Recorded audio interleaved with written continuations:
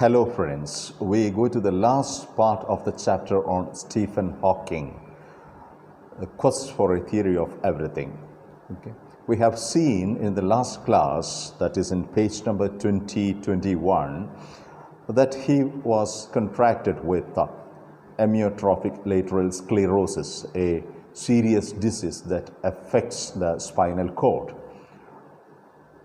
And we have seen that he got married to Jane. So he is a family man now, but he is continuing with his research, and he has so many other preoccupations in his life.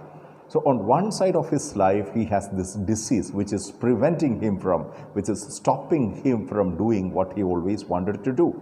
On the other side, he has a family responsibilities because he fell in love with Jane and he got married to Jane. Okay, and he is continuing with his academic work, his research work. This is where we have stopped. Now we go to page number 22 of the textbook, and the first paragraph there. Please go to the textbook on page number 22. In 1980, a practical need for funds launched him into a new enterprise that was to have a far-reaching impact on the Hawkings and others all over the world. He thought of writing a book about the universe, about the most interesting questions that had made him want to study cosmology and quantum theory, both in physics. Okay, cosmology is a study of the cosmos, and quantum theory is a study of physics, theoretical physics, quantum physics. Where did the universe come from? And is the universe infinite, or does it have any boundaries? Will it come to an end? Will the universe ever come to an end? Is there an end for the universe? If so, how? If it is going to end, how it will end? And is there a complete theory of the universe and everything in it? This is the point where we have started the discussion. Then this is one concern, this is one curiosity, this is one question which he has followed, which he has chased throughout his academic life. Could there be a single theory which explains every phenomena of science? പ്രാപഞ്ചിക പ്രതിഭാസങ്ങളെ മുഴുവൻ വിശദീകരിക്കാൻ ഉതകുന്ന ഒരു ശാസ്ത്രീയ തത്വം, ഒരു അടിസ്ഥാന ശാസ്ത്രീയ തത്വം കണ്ടെത്തുവാൻ കഴിയുമോ? അത്തരത്തിലൊരു അടിസ്ഥാന ശാസ്ത്രീയ തത്വം കണ്ടെത്തി കഴിഞ്ഞാൽ പ്രപഞ്ചം എന്നുള്ള ഈ പ്രതിഭാസത്തെ വിശദീകരിക്കാൻ കഴിയുമോ? ഈ ഒരു ചോദ്യമാണ് ഹോക്കിങ്ങിൻ്റെ ഗവേഷണകാലത്തുടനീളം, ഹോക്കിങ്ങിൻ്റെ ജീവിതകാലത്തുടനീളം അദ്ദേഹം അന്വേഷിച്ചു കൊണ്ടിരുന്നത്. Okay, so is there a complete theory of the universe and everything in it? Is there a beginning of time? Another interesting question. We all speak about time and we know that we are living in time, but is there a beginning of time? കാലം എന്ന് പറയുന്ന പ്രതിഭാസത്തിന് ഒരു തുടക്കമുണ്ടോ, അതോ അതിനൊരു അവസാനമുണ്ടോ? ഈ കാലം എന്നത് അനന്തതയാണോ? Is it infinite? Now, could time run back? Can we go back in time? Can we rewind our life? Impossible, right? We think that it is impossible, but we need a different perception into that, a different view into that. This is what Hawking is trying to explain. And the book begins by rewinding the great theories of cosmos from Newton to Einstein, and he wrote the book to make science understandable to non-scientists. So in 1980, he was facing a practical problem of life, that he has a family to look after and he is suffering from this disease, and his medical bills probably would have gone up, and he is still a research student and there is no income to Hawking, that is Jane and Stephen. So he thought of writing a book that is meant for non-scientists, and he wanted to explain basic principles of cosmology and quantum physics in this particular book. Okay, and that book later became an instant hit, a bestseller in the world, all over the world, right? We go to that afterwards. Next paragraph. He completed the first draft of the book in 1984. Okay, so he started in 1980 and he completed the first draft, the first manuscript of the book in 1984.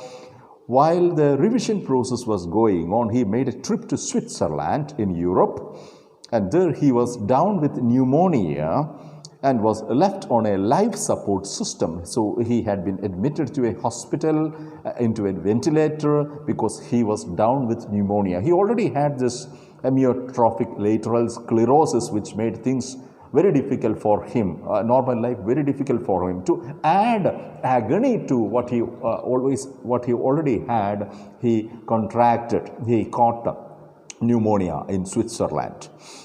Doctors gave a choice as to whether a tracheotomy operation which would remove his windpipe should be conducted or not.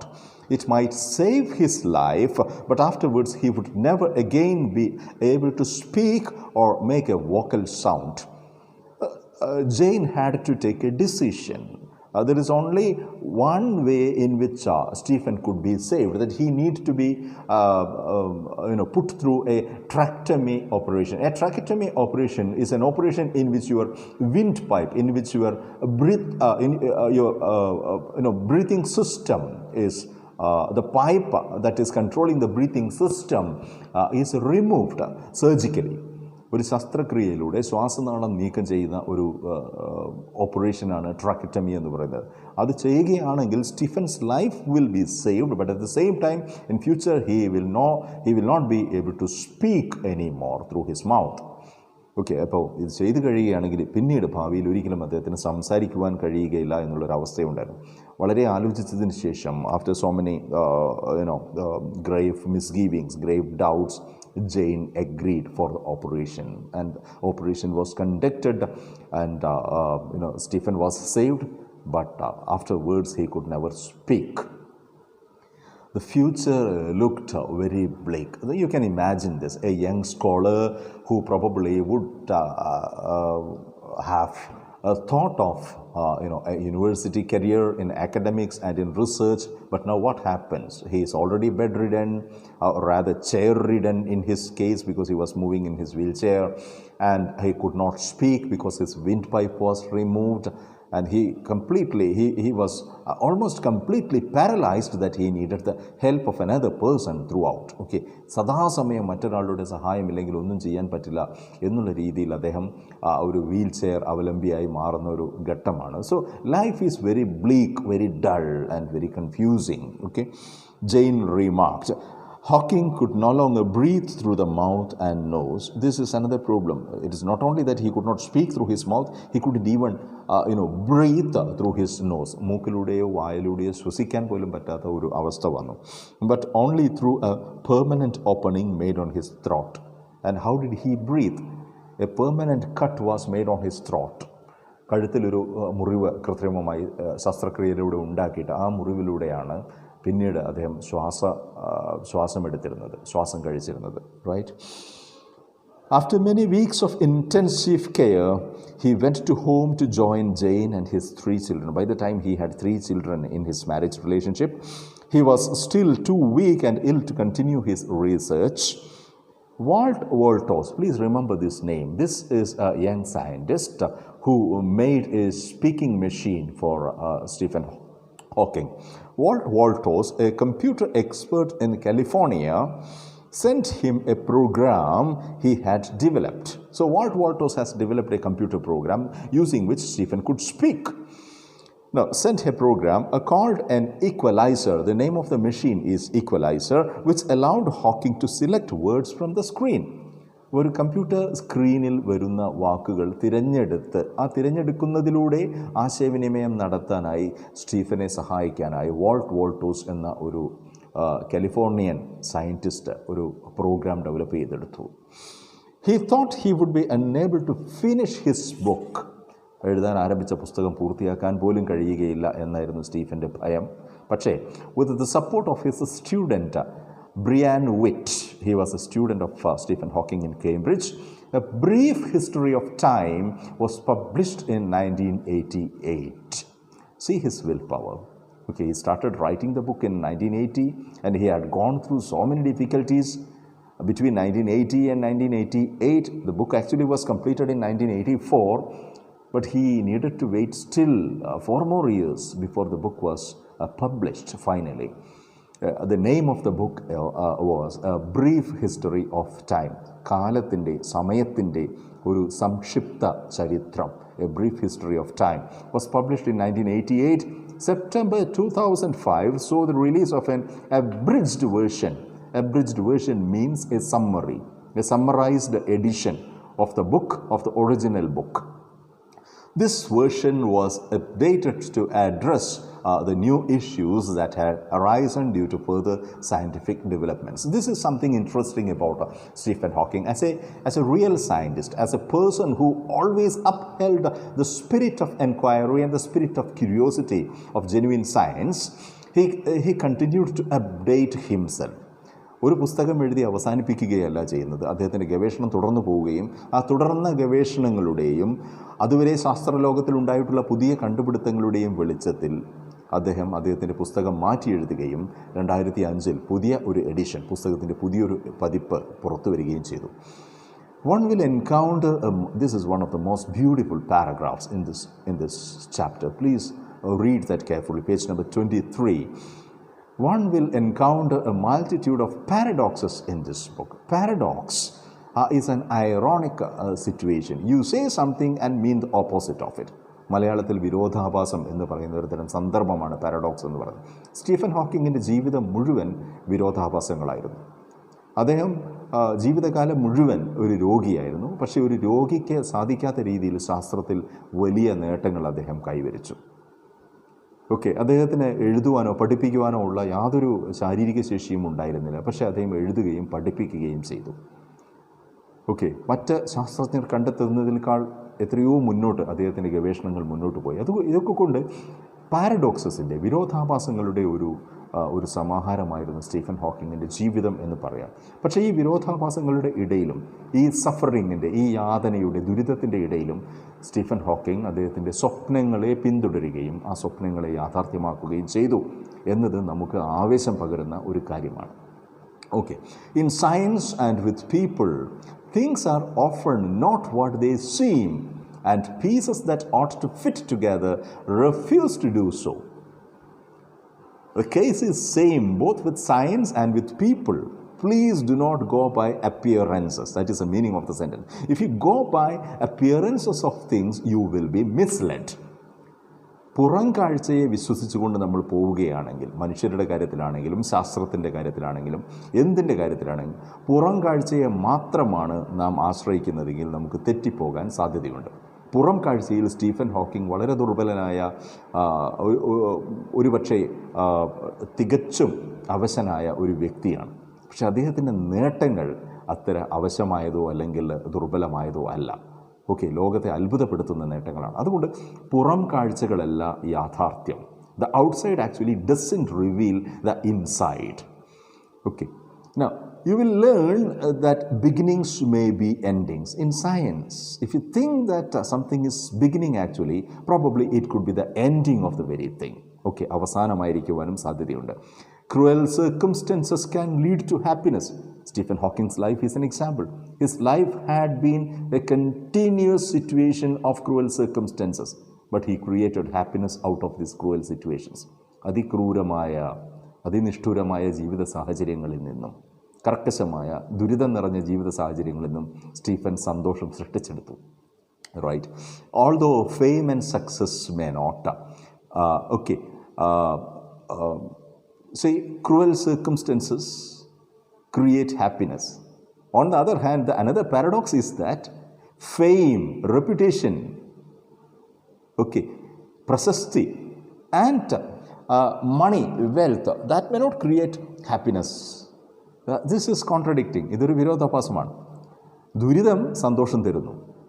അതേസമയം യഥാർത്ഥത്തിൽ ഉള്ള ധനമോ അല്ലെങ്കിൽ മറ്റ് ജീവിത സൗകര്യങ്ങളോ ഈ happiness, സന്തോഷം തന്നുകൊള്ളണം എന്നില്ല എന്ന് പറയുന്നു. ഇതും മറ്റൊരു വിരോധാഭാസമാണ്. We go through that, and black holes are in black, and a man whose appearance inspires shock and pity takes us laughing to where the boundaries of time and space ought to be but are not. We always think that we could go to the boundaries of time and space. പ്രപഞ്ചത്തിൻ്റെയും കാലത്തിൻ്റെയും സമയത്തിൻ്റെയും അതിർത്തികളിലേക്ക് പോകാം അല്ലെങ്കിൽ ശാസ്ത്രം നമ്മളെ അങ്ങോട്ട് കൊണ്ടുപോകും എന്ന് നാം ധരിക്കുന്നു. പക്ഷേ നമുക്ക് അവിടെ എത്തുവാൻ കഴിഞ്ഞുകൊള്ളണമെന്നില്ല. സ്റ്റീഫനെ പോലെ ദുർബലനായ ഒരു മനുഷ്യൻ ഇത്തരത്തിൽ വലിയ ഗവേഷണങ്ങൾ നടത്തുമെന്ന് നമുക്ക് വിശ്വസിക്കുവാൻ പ്രയാസമാണ്. പക്ഷേ അത് യാഥാർത്ഥ്യവുമാണ്. ഓക്കെ, ഇത്തരത്തിലുള്ള വിരോധാഭാസങ്ങളായിരുന്നു സ്റ്റീഫൻ്റെ ജീവിതം എന്ന് പറയുന്നത്. It is of course a miracle that Hawking has been able to achieve everything he has, that he is still alive. However, when you experience his intelligence and humor, you begin to take his unusual mode of communication and his obviously catastrophic physical problems no more seriously than he seems to himself. Your first impression of Hawking is that he is a man with a lot of difficulty. He is struggling with a lot of handicaps, and he is facing a lot of challenges in his personal life and his physical life and his professional life. So probably the first thing that comes into your mind is a sense of sympathy towards Stephen Hawking. But Stephen doesn't accommodate any sympathy. നിങ്ങളുടെ സഹതാപം ഒരിക്കലും ചോദിക്കുന്ന ഒരു ആളല്ല Stephen എന്നുള്ളതാണ്. സഹതാപം അർഹിക്കുന്ന ഒരു പതനത്തിലേക്ക്, സഹതാപം അർഹിക്കുന്ന ഒരു ജീവിതത്തിലേക്ക് വരാതിരിക്കുവാൻ സ്റ്റീഫൻ എപ്പോഴും ശ്രദ്ധിച്ചിരുന്നു എന്നുള്ളതാണ് സ്റ്റീഫൻ്റെ ജീവിതത്തിൻ്റെ ഒരു മഹത്വമായി നമുക്ക് കാണുവാൻ കഴിയുന്നത്. ഹോക്കിങ്ങിൻ്റെ ഒരു മഹത്വമായി നമുക്ക് കാണുവാൻ കഴിയുന്നത് സഹതാപം തേടാതിരിക്കുക.